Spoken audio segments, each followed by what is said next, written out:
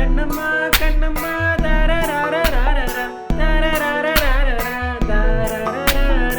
காமாட்சி காமாட்சி, அது சரி, அது அது அது சரி கண்ணம்மா. கண்ணம்மா கண்ணம்மா தரரரரரர, தரரரரரர, தரரரரர. காமாட்சி காமாட்சி தனனனனன. இது அழகப்பா பல்கலை சமுதாய வானொலி. கண்ணம்மாவும் காமாட்சியும். காமாட்சி காமாட்சி, என்ன கண்ணம்மா, ரேடியோ ஸ்டேஷனுக்குள்ள போகாம வெளியில நின்னுட்டு இருக்கீங்க? வாங்க வாங்க காமாட்சி. இன்னைக்கு உங்களை ஒரு இடத்துக்கு கூட்டிட்டு போலான்னு இருக்கேன். அதனால தான் உள்ள போகாம வெளியிலே வெயிட் பண்ணிட்டு இருக்கேன். போமா? ஐ, என்ன சொல்றீங்க? வெளியில கூட்டிட்டு போறீங்களா? எந்த இடத்துக்கு போறோம்? சரி, என்னை கார்ல கூட்டிட்டு போறீங்களா? கார்ல எல்லாம் போகல காமாட்சி இன்னைக்கு. அது இன்னொரு நாளைக்கு நம்ம லீவ் நாள்ல பார்க்கலாம். இன்னைக்கு நமக்கு ஒர்க்கிங் டே, அதை மறந்துடாதீங்க. இன்னைக்கு நம்ம நடந்தே பொடி நடையா ஒரு இடத்துக்கு போறோம். ஆனா ஒரு முக்கியமான இடத்துக்கு. ஐயையோ, என்ன சொல்றீங்க? இந்த வேகாத வெயில்ல எப்படி நடந்து போறது? எவ்வளவு தூரம் கண்ணம்மா போகணும்? பயப்படாதீங்க காமாட்சி, ரொம்ப தூரம்லாம் உங்களை நடக்க விட்டு கூட்டிட்டு போறதில்ல.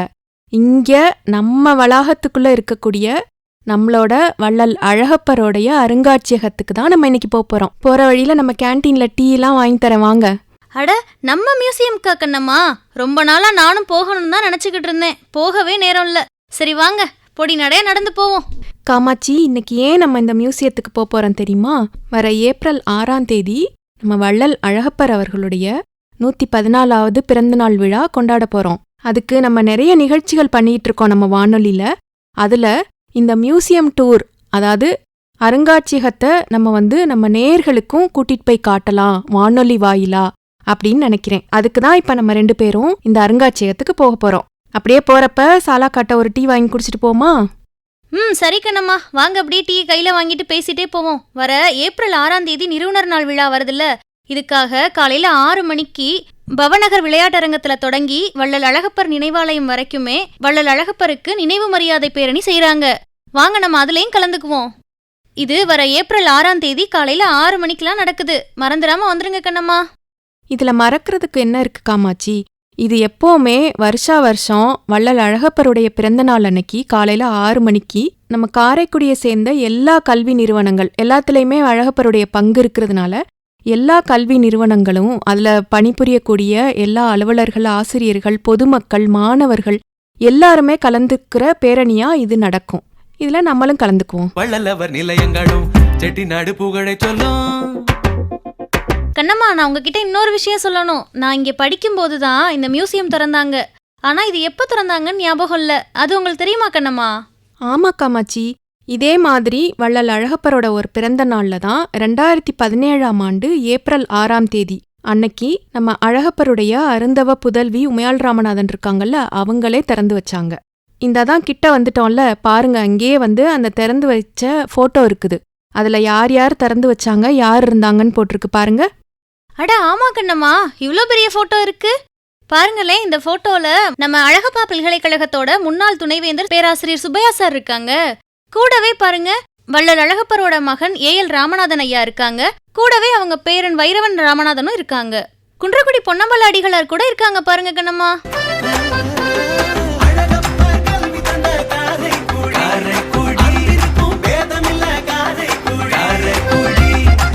சரி காமாட்சி, போட்டோவை நல்லா பாத்துட்டீங்களா? வாங்க உள்ள அருங்காட்சியகத்துக்குள்ள போய் எல்லாத்தையும் பார்க்கலாம். சப்பா, எவ்வளோ பெரிய கதவு கண்ணம்மா. இந்த கதவுக்கு எவ்வளோ வேலைப்பாடுகள் பார்த்திருப்பாங்க. பார்க்கவே அவ்வளோ அழகா இருக்கு. இதெல்லாம் நம்ம செட்டிநாட்டோடைய கலைப்பொருட்கள் காமாட்சி. இந்த மாதிரி வெறும் நிலைப்படியும் நிலை கதவுகளும் மட்டும் கூட இந்த பழைய ஜாமான் கடையிலலாம் தனியா எடுத்து வச்சிருக்காங்க. காரைக்குடிக்கு தேடி இந்த செட்டிநாட்டு கலைப்பொருள்களை எல்லாம் நிறைய பேர் வாங்கிட்டு போறாங்க. இந்த அழகப்பர் அருங்காட்சியகமும் தமிழ் பண்பாட்டு மையமும் இருக்கிறதுனால இந்த மாதிரியான கலைப்பொருட்களையும் சேர்த்தே இங்க காட்சிப்படுத்திருக்காங்க காமாட்சி.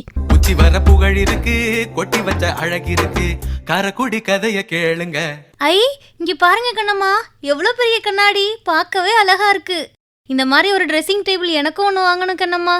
இந்த கண்ணாடியில பாருங்களேன் கண்ணம்மா, நிறைய ட்ராலாம் இருக்கு. இந்த மாதிரிலாம் இருந்தா நம்ம நிறைய திங்ஸ் வச்சுக்கலாம்ல. ஆமா காமாட்சி, அந்த காலத்துல இந்த மாதிரி இந்த செட்டிநாட்டு வீடுகள்ல எல்லாம் பர்மாலேருந்து வரவழைச்ச தேக்குல மரச்சாமான்கள்லாம் செஞ்சு ரொம்ப அழகாவே வந்து மெயின்டைன் பண்ணியிருக்கிறாங்க. இது யாரோடதுன்னு உங்களுக்கு தெரியுமா? இது நம்ம வள்ளல் அழகப்பர் பயன்படுத்தின ஒப்பனை மேஜை, அதாவது ட்ரெஸ்ஸிங் டேபிள். இதுல இருக்கிற இந்த டிரா உள்ளெல்லாம் பாத்தீங்கன்னா அழகப்பர் அவர் கைப்பட எழுதின கடிதங்கள்லாம் கூட காட்சிப்படுத்தி வச்சிருக்காங்க.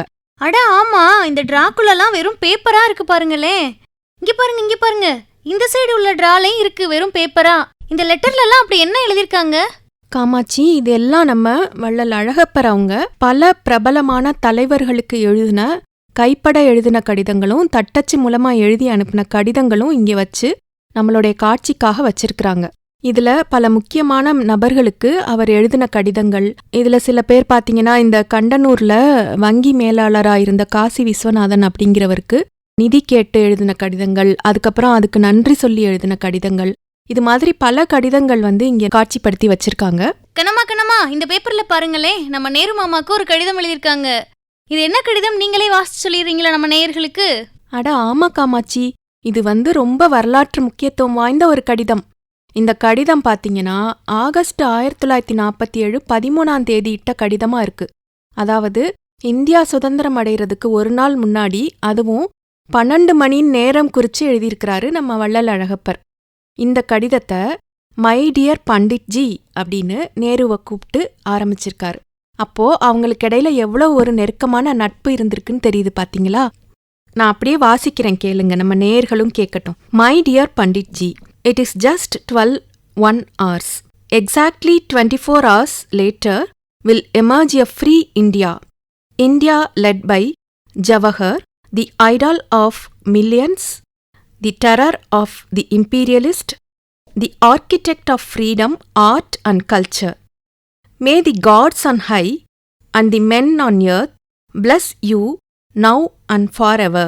It is bliss to be alive on August 15th. It matters little if one dies 1 minute after.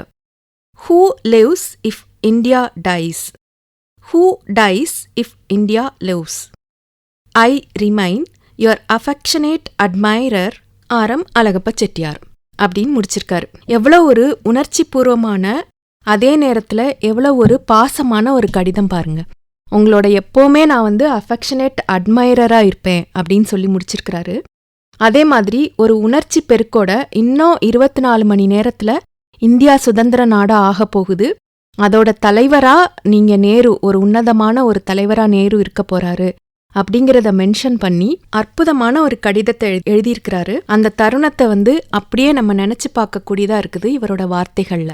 ஆமா கண்ணம்மா, ரொம்ப ஆச்சரியமா இருக்கு பாருங்களேன் இந்த லெட்டர். அந்த சுதந்திரம் அடையும் போது எவ்வளவு மகிழ்ச்சி இருக்கு அப்படிங்கறத தன்னோட வார்த்தையால வெளிப்படுத்திருக்காரு பாருங்களேன்.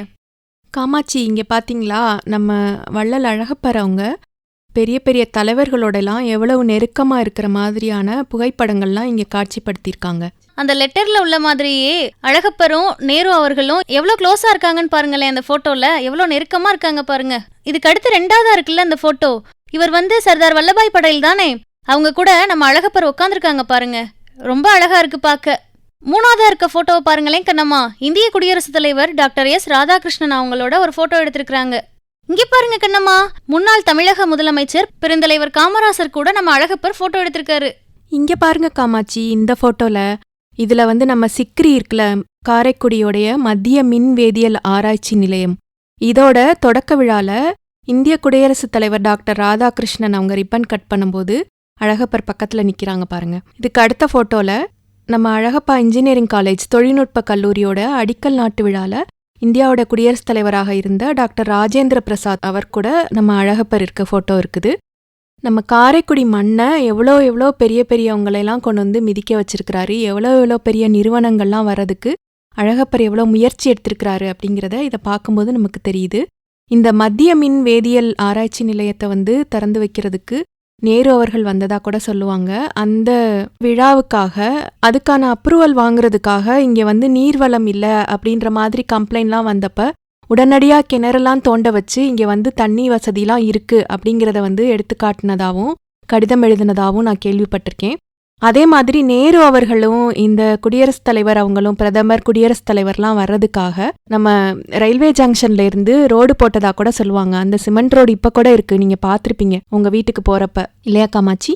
ஆமாம் கண்ணம்மா, காரைக்குடியை கல்விக்குடியாக்கிய பெருமையே இவரதானே சாரும். நீ தென்னாட்டில் மின்வேதி நிலையம்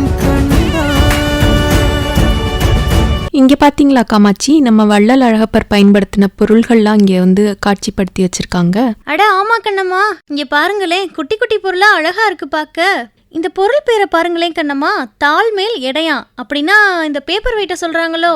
ஆமா காமாட்சி, அழகான பேப்பர் வெயிட்டு, அப்புறம் அவர் பயன்படுத்தின மேஜை கடிகாரம், சின்ன மேஜை விசிறி எல்லாமே பார்க்க ரொம்ப ஆச்சரியமாவும் அழகாவும் இருக்குல்ல காமாட்சி. ஆமா கண்ணம்மா, இந்த சைட் பாருங்களேன், பச்சை கலர்ல மூங்கில் நாற்காலியும் மேசையும் இருக்கு. இது பார்க்க எவ்வளோ அழகா இருக்கு பாருங்க. ஆனா இது பக்கத்துல இருக்கக்கூடிய அந்த சக்கர நாற்காலியை பார்க்கும்போது தான் மனசு ரொம்ப கஷ்டமா இருக்கு. நம்ம வள்ளல் அழகப்பர் எவ்வளோ கஷ்டப்பட்டிருப்பாரு.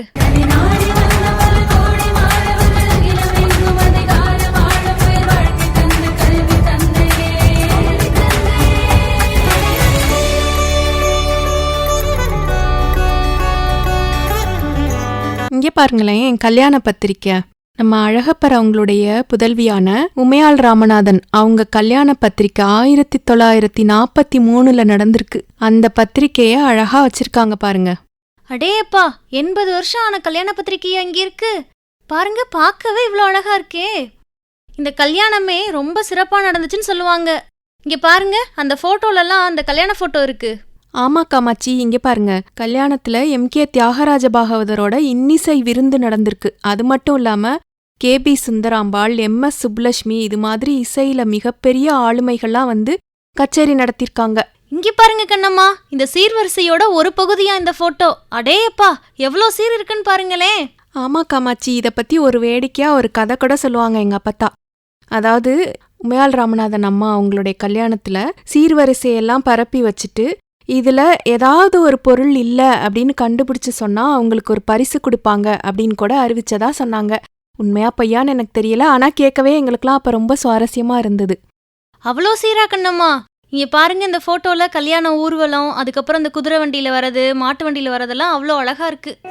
உனதன்பிலே வீழும் சிறு பிள்ளைகள், உன்னாமுதூரும் மொழியேற்கும் பெரும் தலைவர்கள். கண்ணம்மா, இங்க நடந்து வாங்களேன். இந்த சைடு பாருங்க, எவ்வளோ பெரிய ஸ்டாம்பா இருக்கு. அதுவும் அழகப்பர் போட்டோ போட்டு இருக்கு. 2007ஆம் ஆண்டு நம்ம அழகப்பரை கௌரவிக்கிற விதமா இந்திய அரசாங்கம் வந்து இந்த தபால் தலையை வெளியிட்டு சிறப்பிச்சிருக்காங்க. கண்ணம்மா, நம்ம அழகப்பருக்கு இந்திய அரசாங்கம் வந்து பத்மபூஷன் விருது கூட கொடுத்து சிறப்பிச்சிருக்காங்கல்ல. ஆமா காமாட்சி, அந்த விருது கூட இங்க காட்சிக்கு வச்சிருக்காங்க இந்த கண்ணாடி பழைக்குள்ள. இங்க வாங்க, நான் உங்களுக்கு காட்டுறேன். இந்த இருக்கு பாருங்க. அட ஆமா, இதுதான் இந்த பத்மபூஷன் விருதா? இது வரைக்கும் நான் நேர்ல பார்த்ததே இல்ல கண்ணம்மா. அதுவும் நம்ம அழகப்பர் வாங்கின விருது. பார்க்கவே அழகா இருக்கு, ரொம்ப பெருமையாவும் இருக்கு இந்த தருணத்துல. இங்க பாருங்க கண்ணம்மா, இந்த போட்டோல அழகப்பர் கொச்சின் டெக்ஸ்டைல்ஸ்னு இருக்கு. அப்ப கொச்சின்ல கூட நம்ம அழகப்பர் வந்து டெக்ஸ்டைல்ஸ்லாம் வச்சிருந்தாரா? ஆமா காமாட்சி, கொச்சின்ல அழகப்பா நூற்பாலை அப்படின்னு சொல்லிட்டு டெக்ஸ்டைல்ஸ் நடத்தினது மட்டும் இல்லாம அங்க இருந்த தொழிலாளர்களுக்கான குடியிருப்புகளையும் அவர் வழங்கியிருக்கிறாரு. அதே மாதிரி கண்ணம்மா, திருச்சூர்ல கூட பொதுமக்களுக்காக ஒரு சுகாதார மையத்தை வள்ளல் அழகப்பர் கட்டி கொடுத்ததா சொல்றாங்க. கொச்சின்ல அந்த இடத்துல இப்ப கூட அழகப்பா நூற்பாலை அப்படிங்கிற பேர்ல ஒரு பஸ் ஸ்டாப் இருக்குதான். அதே மாதிரி கோட்டையூர்ல வள்ளியம்மை ஆச்சி தொடக்கப்பள்ளி, அதுக்கப்புறம் வள்ளியம்மை ஆச்சி உயர் தொடக்கப்பள்ளி, இதெல்லாம் கூட வந்து நம்ம அழகப்பர் அவங்க தொடங்கியிருக்கிறாங்க. கண்ணம்மா, இங்க பாருங்களேன், ஜூபிட்டர் ஏர்வேஸ்ன்னு போட்டு அது பக்கத்துல அழகப்பர்லாம் நிக்கிறாரே. அப்போ இது நம்ம அழகப்பர் தொடங்குனது தானோ? ஆமா காமாட்சி, நம்ம பத்மபூஷன் வள்ளல் அழகப்பர் அவர் தடம் பதிக்காத துறையே இல்ல அப்படின்னு நம்ம சொல்லலாம். நீ தீண்டாததாய் ஒரு துறையும் இல்லை, பல்வணிகத்தில் கண்டாயதனரேகையே.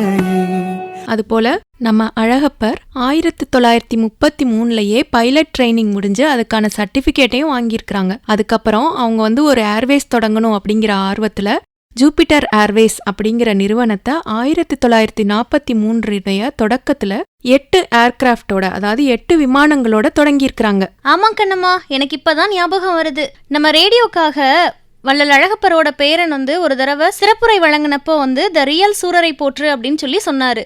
அதாவது சூரரை போற்று படத்துல வர ரியல் ஹீரோ மாதிரியே தான் நம்ம வள்ளல் அழகப்பரும் விமான நிறுவனம்லாம் தொடங்கியிருக்காங்க அப்படின்னு சொன்னாரு. இந்த மாதிரியான நிறைய விஷயங்களை வள்ளல் அழகப்பரோட பேரன் வந்து அவங்க தாத்தாவை பத்தி எ பியூட்டிஃபுல் மைண்ட் அப்படிங்கிற ஒரு புத்தகத்துல கூட அவர் எழுதியிருக்காரு கண்ணம்மா. ஒரு நாளந்த நிகராக ஞானம் தந்தாய் நீ வானூர்தி கையாடும் நவயுக கலைமகனும். இங்க பாருங்க காமாட்சி, இந்த போட்டோ எவ்வளோ அழகா இருக்கு பாருங்க. நம்ம வள்ளல் அழகப்பர் மகாத்மா காந்தி அவங்கள சந்திச்சிருக்கிறாங்க. தக்கர் பாபா வித்யாலயம் அப்படிங்கிற இடத்துல சென்னையில 1946 இந்த சந்திப்பு நடந்ததா இந்த போட்டோல குறிப்பு தெரிவிக்குது. ஆமா கண்ணம்மா, ராஜாஜி, ராஜேந்திர பிரசாத், அப்போதைய ஆளுநர் ஸ்ரீ பிரகாசா அவங்க கூட எடுத்த போட்டோலாம் கூட இங்க இருக்கு. ஆமா காமாட்சி, வெறும் கல்வியும் செல்வமும் மட்டும் அவருடைய இந்த சிறப்புக்கும், இத்தனை பெரிய மனிதர்கள் அவரை தேடி வந்து அவரை சந்திச்சிருக்கிறதுக்கும் பாராட்டினதுக்கும் காரணம் இல்ல. அந்த செல்வத்தை எல்லாத்தையும் அவர் வந்து மக்களோட பணிக்காக, அதுவும் கல்விக்காக கொடையா வழங்கியிருக்கிறார் இல்லையா? இதனாலதான் வந்து இவர் இவ்வளவு பேர் மதிக்கக்கூடிய இவ்வளவு பெரிய இடத்துல இருந்திருக்கிறாரு. நிச்சயமா கண்ணம்மா, நம்ம காரைக்குடியில இருக்கிறவங்க ஏதோ ஒரு வகையில வள்ளல் அழகப்பரோட கல்வி நிறுவனங்கள்ல படிச்சவங்களா தான் இருக்கிறாங்க.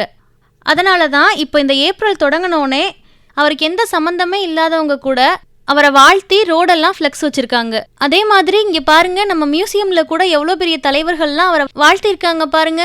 இங்க பாருங்க கண்ணம்மா, காந்தியடிகள் வந்து அழகப்பரை போன்ற தர்மகர்த்தாக்கள் நாடெங்கும் பெருக வேண்டும் சொல்லியிருக்காரு. தந்தை பெரியார் அவர்கள், டாக்டர் அழகப்பர் ஒருவர்தான் தனக்கென்று சொத்து சேர்த்தவர் ஆவார். பிறர் எவரும் தமக்காக சொத்து சேர்க்கவில்லை. பிள்ளைகளுக்கும் வாரிசுகளுக்குமே சொத்துக்களை சேர்த்து வைத்துவிட்டு போனார்கள். டாக்டர் அழகப்பர் தமது வள்ளன்மையால் கட்டியுள்ள பல்வேறு கல்வி நிலையங்கள் அவருடைய சொத்துக்களே. இவை என்றைக்கும் அவரை விட்டு அகலா. இக்கல்லூரிகள் அவர் பெயரையும் புகழையும் எப்போதும் உலகிற்கு எடுத்துக் கூறும் அப்படின்னு சொல்லியிருக்கிறாரு. நம்ம சுதந்திரம் அடைந்த இந்தியாவோட முதல் பிரதமரும் நம்ம அழகப்பரோட நெருங்கிய நண்பருமான ஜவஹர்லால் நேரு என்ன தெரியுமா சொல்லியிருக்கிறாரு? அழகப்பர் ஒரு சமதர்ம முதலாளின்னு சொல்லியிருக்காரு.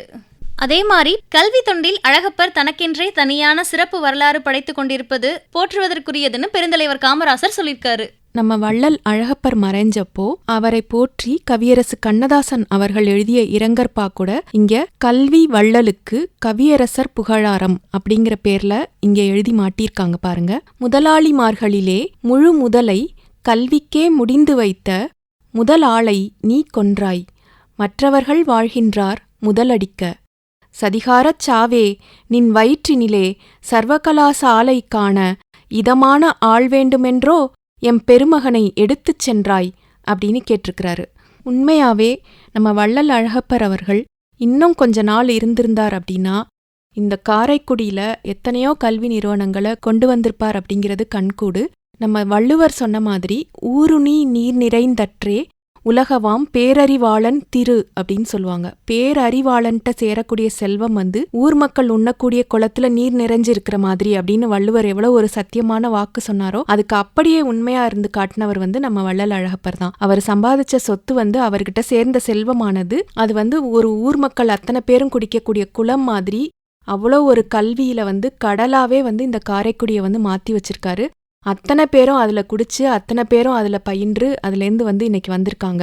காரைக்குடியில வந்து அழகப்பா மாதிரி மேல்நிலை பள்ளியில தொடங்கி அழகப்பா பாலிடெக்னிக் கல்லூரி, அழகப்பா தொழில்நுட்ப கல்லூரி, அழகப்பா கலை மற்றும் அறிவியல் கல்லூரி, அழகப்பா கல்வியல் கல்லூரி, உடற்கல்வியல் கல்லூரி, அப்புறம் நம்ம பல்கலைக்கழகம்னு எடுத்துக்கிட்டோன்னா அதுல வந்து எல்லா கலை அறிவியல் பிரிவுகளோட இப்போ கல்வியல்ல இருக்கக்கூடிய ஸ்பெஷல் எஜுகேஷன், ஸ்கில் டெவலப்மெண்ட், அப்புறம் சயின்ஸில் இருக்கக்கூடிய சிறப்பு பிரிவுகள் ஓஷனோகிராஃபி, பயோஇன்ஃபர்மேட்டிக்ஸ், நானோ சயின்ஸ் அந்த மாதிரியான சிறப்பான பிரிவுகள், அப்புறம் நுண்கலை மையம், தமிழ் பண்பாட்டு மையம், ராமானுஜம் மையம் அப்படிங்கிற கணித மையம், தொலைதூர கல்வி இயக்ககம், இது எல்லாம் போக இந்த எல்லா நிறுவனங்களையும் படிக்கிறதுக்கு தேவையான மாணவ மாணவியர் விடுதிகள், இவ்வளவுக்கு தேவையான இடம் எல்லாமே வந்து நம்ம அழகப்பர் கொடுத்தது தான். இந்த அழகப்பா மாணவ மாணவியர் விடுதின்னு சொன்னோன்னே எனக்கு வந்து அந்த அழகப்பரோட வரலாறுல படிச்ச ஒரு நிகழ்ச்சி ஞாபகம் வருது காமாட்சி. இந்த அழகப்பா மாணவர் விடுதியில மாமரங்கள் இருந்திருக்கு. அப்போ ரோட்டில் போன பசங்க என்ன பண்ணியிருக்கிறாங்க, அதில் ஏறி குதிச்சு அந்த மாங்காயை பறிச்சிருக்காங்க. அப்போ வாட்ச்மேன் அவங்கள பிடிச்சி அந்த பசங்களை ஏண்டா மாங்காய் பறிக்கிறீங்க அப்படின்னு கண்டிச்சுக்கிட்டு இருந்திருக்காரு. இதை அந்த வழியாக போகும்போது வள்ளல் அழகப்பர் அவர் பார்த்துட்டாரு. அவர் வந்து கூப்பிட்டு அந்த வாட்ச்மேன்கிட்ட கேட்டிருக்கிறாரு, என்னப்பா என்ன பிரச்சனை அப்படின்னு கேட்கும்போது இந்த மாதிரி ஏறி குதிச்சு வந்து மாங்காயை எடுக்கிறானுங்க அப்படின்னு சொல்லியிருக்காரு. அப்போ உடனே வந்து வள்ளல் அழகப்பர் என்ன சொல்லியிருக்கிறாருனா, இந்த கல்லூரி சாலை முழுக்க வந்து மாமரங்களை வந்து நடுறதுக்கு ஏற்பாடு பண்ணுங்க அப்படின்னு சொல்லியிருந்திருக்கிறாங்க. நான் படிக்கும் போதெல்லாம் பார்த்துருக்கிறேன், நாங்களே பறித்து சாப்பிட்ருக்குறோம். இந்த ரோட்ல பாத்தீங்கன்னா அவ்வளோ மாமரங்கள் இருந்தது அப்போ. இப்ப சாலை விரிவாக்க பணிகள்ல வந்து நிறைய மரங்கள் வந்து வெட்டிட்டு இப்ப வேற மரங்கள் வச்சிருக்காங்க. ஆனா அப்போ பாத்தீங்கன்னா அவ்வளோ மாமரங்கள் இருக்கும். இதுக்கு தான் இந்த கதையை வந்து சொல்லுவாங்க. அப்போ இதுவும் வந்து வள்ளுவர் சொன்ன ஒரு குறளுக்கு எடுத்துக்காட்டா தான் இருக்கு அப்படின்னு நம்ம சொல்லலாம். பயன்மரம் உள்ளூர் பழுத்தற்றால் செல்வம் நயனுடையான்கண் படின் அப்படின்னு சொல்லிட்டு ஒரு வள்ளுவருடைய ஒரு குறள் இருக்கு. அப்ப ஒரு பயன் தரக்கூடிய மரம் வந்து ஊருக்கு நடுவுல பழுத்திருந்துச்சுன்னா எல்லாருக்குமே அது பயன் தரும்னு சொல்லுவாங்க இல்லையா? அது மாதிரிதான் செல்வம் வந்து ஒருத்தருக்கு வந்து ஒரு நல்ல குணமுடையவங்கள்ட்ட கிடைச்சது அப்படின்னா அது எல்லாருக்கும் பயன் தரும்னு சொல்றாங்க. அதை கல்வியா கொடுத்து இவ்வளவு பெருமையும் தேடினது மட்டும் இல்லாம இது மாதிரி மாணவர்கள் வந்து ஒரு மாங்காய்க்காக ஆசைப்படுறாங்க அப்படின்னு சொல்லும்போது இந்த ஏன் நம்ம வந்து எல்லா இடத்துலையும் வச்சு விடக்கூடாது, அவன் ஏன் காம்பவுண்ட் ஏறி குதிச்சு வரணும் அப்படிங்கிற ஒரு பரந்த மனப்பான்மை இருந்தா ஒழிய இப்படிலாம் அதை சிந்திக்கணும்னு தோணவே தோணாது. இதெல்லாம் பார்க்க கேட்கும்போது வந்து நம்ம வள்ளல் அழகப்பருடைய அந்த குணங்கள்ல வந்து ஏதோ ஒரு சிலவற்றை வந்து நம்ம பயன்படுத்தினாவே இந்த உலகமே வந்து எவ்வளவோ வந்து சிறப்பா இருக்கும். விதையாக நீ விழுந்தாயே, கல்விக்கு உயிர் தந்தாயே, இருக்கின்ற இடம் தந்தாயே, எங்கள் இதயத்தில் குடிகொண்டாயே. உனை பாட வார்த்தைகள் நான் தேடி போக தமிழுக்குள் வார்த்தை இல்லை, என் சொல்வேன் உன் பெருமையே, என் சொல்வேன் உன் பெருமையே. ரொம்ப சிறப்பா சொன்னீங்க கண்ணம்மா. இங்க பாருங்களேன், வள்ளல் அழகப்பர் வாங்கிய விருதுகளும் பட்டங்களும் விளக்கி எழுதியிருக்காங்க. 1909 ஆண்டு ஏப்ரல் 6ஆம் தேதி பிறந்த வள்ளல் அழகப்பர் 1930 ஆண்டு BA ஹானர்ஸ்ல ஆங்கில மொழி மற்றும் இலக்கியத்துல முதல்ல முதுகலை பட்டம் பெற்றிருக்காரு. அதே மாதிரி 1933 ஆண்டு இங்கிலாந்து நாட்டுல இருக்கக்கூடிய மிடில் டெம்பிள் சட்ட பல்கலைக்கழகத்துல பாரட்லா பட்டமும் பெற்றிருக்காரு. 1931 இருந்து 33 ஆண்டு வரைக்கும் லண்டன்ல இருக்கக்கூடிய சார்ட்டர்ட் வங்கியில முதல் இந்திய பயிற்சியாளராகவும் இருந்திருக்காரு. அது மட்டும் இல்லாம விமான ஓட்டுநர் பயிற்சி கூட முடிச்சு லண்டன் கிரையாண்டன்ல விமானியாக கூட சான்றிதழ் பெற்றிருக்காரு. அடுத்ததா வள்ளல் அழகப்பர் வாங்கிய விருதுகள் பற்றி சொல்றேன். 1943 ஆண்டு கோட்டையூர்ல நடைபெற்ற நிகழ்ச்சியில ராஜா சர் அண்ணாமலை செட்டியாரால வள்ளல் அப்படிங்கிற பட்டம் வந்து கொடுத்து சிறப்பிச்சிருக்காங்க. 1943 ஆண்டு டாக்டர் டிலீட் பட்டம் வந்து அண்ணா பல்கலைக்கழகம் வழங்கி சிறப்பிச்சிருக்காங்க. 1944 ஆண்டு சென்னை பல்கலைக்கழகம் டாக்டர் LLD பட்டம் வழங்கி சிறப்பிச்சிருக்காங்க. 1946 ஆங்கிலேய அரசு வந்து இவருக்கு இள வீரர் அப்படிங்கிற பட்டமும் வழங்கி சிறப்பிச்சிருக்காங்க. 1957 ஆண்டு இந்திய குடியரசுத் தலைவர் அவர்கள் வள்ளல் அழகப்பருக்கு பத்மபூஷன் விருது வழங்கி சிறப்பிச்சிருக்காங்க. இங்க பாருங்க காமாட்சி, வள்ளல் அழகப்பர் அவங்க நடத்தின தொழில் நிறுவனங்களை பத்தி கூட இங்க போட்டிருக்காங்க. கொச்சின் டெக்ஸ்டைல்ஸ், அதுக்கப்புறம் அழகப்பா டெக்ஸ்டைல்ஸ் அப்படின்னு பெயர் மாற்றம் செய்யப்பட்டிருக்குது கொச்சின்ல. Ashoka textiles Kerala, Umayal weaving establishment Cannanore, spinning mill Erode, Jupiter general insurance Bombay, Eastern West insurance Bombay, Jupiter Airways Bombay, Ritz hotel Bombay, West End hotel Bombay, Paragon theatre Madras, Umayal talkies Cannanore, Colaba land and mills Bombay, modern housing construction Bombay, Ramlal and co Chennai. இத்தனை நிறுவனங்களை தலைமை பொறுப்பேற்று நடத்தியிருக்கிறாங்க வள்ளல் அழகப்பர் அவங்க. இவ்வளவு தொழில் நிறுவனங்களை நடத்தின அழகப்பர் அவங்க அதுல எல்லாம் மகிழ்ச்சி அடையாம கல்வி நிறுவனங்களை நிறுவனது மூலமா தான் மகிழ்ச்சி அடைஞ்சிருக்காங்க. அதை அவங்களோட வார்த்தைகளாவே இங்க எழுதியிருக்காங்க பாருங்க. என்னுடைய மகிழ்ச்சி அளவில்லாதது, ஏனென்றால் அது இயல்பாக எனது சொந்த மகிழ்ச்சியை மட்டும் கொண்டதில்லை. என்னுடைய மகிழ்ச்சி நமது பரந்த வளாகத்தில் கல்வி பெறும் ஆயிரக்கணக்கான இளைய முதிய ஆண் பெண் மாணவர்கள் அனைவரது மகிழ்ச்சியை எல்லாம் கொண்டது அப்படின்னு அவங்களே சொல்லியிருக்காங்க. என்ன காமாட்சி, உங்களை வெளியில கூட்டிட்டு போறேன்னு சொல்லிட்டு இந்த அழகப்பர் அருங்காட்சியகத்துக்கு கூட்டிட்டு வந்து இவ்வளோ விஷயத்தையும் நம்ம வந்து இன்னைக்கு பார்த்து தெரிஞ்சுக்கிட்டோம். இதுல பல விஷயம் நம்ம ஏற்கனவே கேள்விப்பட்டிருக்கோம் அப்படின்னா கூட இது எல்லாத்தையும் அவங்க பயன்படுத்தின பொருள்கள், அவங்க கைப்பட எழுதின கடிதங்கள், அவங்களுடைய போட்டோஸ் இதோட சேர்த்து பார்க்கும்போது ரொம்பவே உணர்வு பூர்வமா அவங்கள பத்தி நம்ம தெரிஞ்சுக்கிறதுக்கு உதவியா இருந்தது இல்லையா? ஆமா கண்ணம்மா, என்னை நீங்க உண்மையிலே இன்னைக்கு நல்ல இடத்துக்கு தான் கூட்டிட்டு வந்திருக்கீங்க.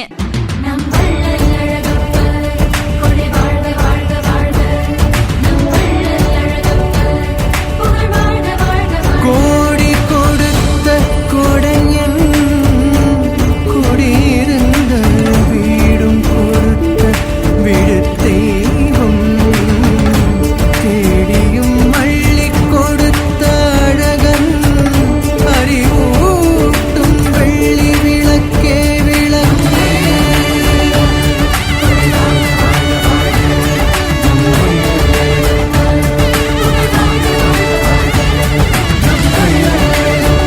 இந்த மியூசியத்தோட நம்ம பார்க்கவுமே அழகப்பரை பத்தி நமக்கு எவ்வளவோ விஷயங்கள் தெரிஞ்சாலும் ரொம்பவுமே உணர்வுபூர்வமா இருக்கு நீங்க சொன்ன மாதிரி. இதை வந்து நான் மட்டும் இல்லாம நம்ம வானொலியை கேட்கக்கூடிய நேயர்களும் காரைக்குடி மக்களும் கண்டிப்பா வந்து இந்த அருங்காட்சியகத்தை பார்த்துட்டு போகணும்னு நான் நினைக்கிறேன். நேயர்களே, இந்த அருங்காட்சியகம் வந்து நம்ம காரைக்குடி அழகப்பா பல்கலைக்கழகத்தோட கல்வியியல் கல்லூரி இருக்கக்கூடிய வளாகத்துல, அதாவது நம்ம அழகப்பா பல்கலை சமுதாய வானொலி இருக்கக்கூடிய வளாகத்துல தான் இருக்கு.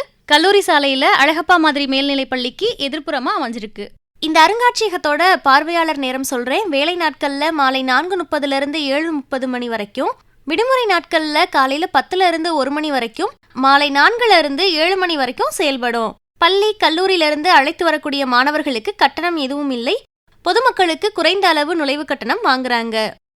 இன்றைய கண்ணம்மா காமாட்சி நிகழ்ச்சி இத்துடன் நிறைவடைந்தது. நேயர்களே, இந்த நிகழ்ச்சி குறித்த கருத்துக்கள் பின்னூட்டங்கள் நம்ம அழகப்பா பல்கலை சமுதாய வானொலியோட மின்னஞ்சல் முகவரிக்கு வரவேற்கப்படுகின்றன.